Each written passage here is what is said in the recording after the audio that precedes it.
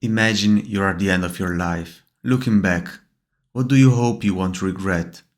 Is it the dreams you didn't chase, the chances you didn't take, the things you didn't try, the words you didn't say, or the time you didn't spend with the people you love?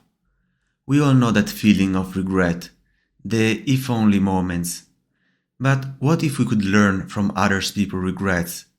What if we could use their experience to live a better life now? This video is all about common regrets people have, how to make sure you don't have them too, and live a life you are proud of. From a psychological perspective, our minds are constantly running what-if scenarios, comparing our reality to alternatives, past and future. Even as life ends, our minds keep looking for meaning, trying to understand if we lived well. And when they find those what-if moments or missed opportunities, well, that's when regrets arise. I wish I'd taken more risks. At the end of life, this regret often is not about skydiving or reckless gambles.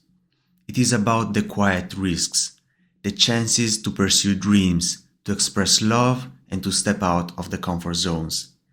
It is the regret of playing it safe, of letting fear dictate choices, the pain of choosing comfort. I wish I hadn't spent so much time working. This regret reveals the tragic imbalance many of us create, where career demands overshadow the simple joys of living. At life's end, it is the realization that the pursuit of professional achievement often comes at the cost of personal fulfillment. It is the understanding that the time we spend chasing external success could have been spent creating lasting memories. I wish I'd been a better spouse, parent, or child. As life nears its end, this regret is often connected with a deep search for forgiveness, both from others and from ourselves. The understanding that time cannot be reversed and relationships cannot be rebuilt. It is the realization that relationships are a true measure for a life well lived. It is about knowing we could have offered more, loved more, and been more present. But we didn't. I wish I'd taken better care of myself. This regret speaks to both physical and emotional failure to care. It is the realization that we often prioritize everything but our own well-being. We traded precious years of vibrant living for moments of perceived productivity.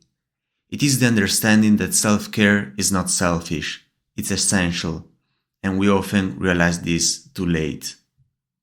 I wish I didn't hold back my feelings. This regret is about the walls we build, the words we left unsaid, and the connections we failed to deepen. It is the realization that vulnerability is not a weakness, it's the bridge to true intimacy. Holding back our feelings doesn't protect us, it isolates us. It is the regret of knowing that love was lost in the silence of unspoken emotions.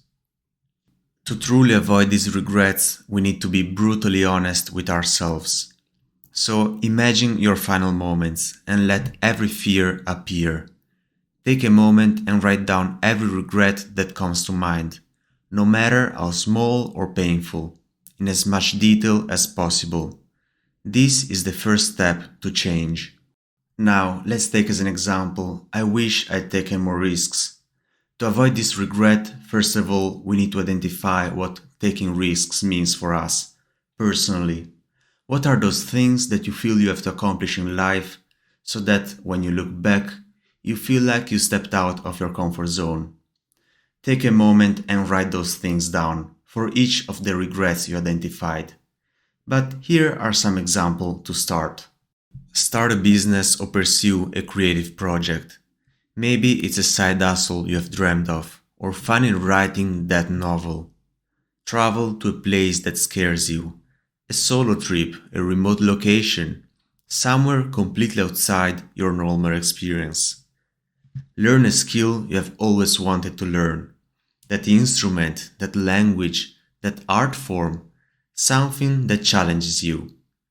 Have a difficult conversation, expressing a feeling, confronting a fear, or speaking your truth, even when it's hard. change careers, or pursue a passion, leaving a safe job for something that truly ignites your soul, even if it feels uncertain.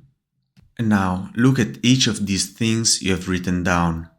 For each one, ask yourself, is this something I can start acting on right now, or is it a long-term goal for the future?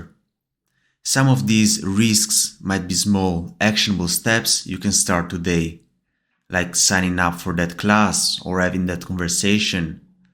Others might be larger goals, like starting a business or moving to a new country, that require more planning and time.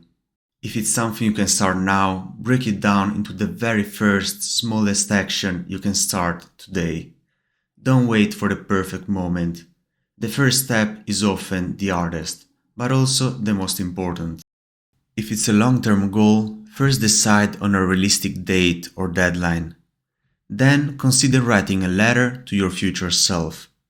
There are websites where you can schedule these, or you can just write it manually. A letter could be something like this. Dear future me, I don't want to regret not starting my own business and taking that leap of faith. The 1st of December 2030, I plan to have launched my business and achieved the first 100 sales. If you didn't, this is a reminder to reconnect with that ambition, to remember why this matters to you, and to take action now.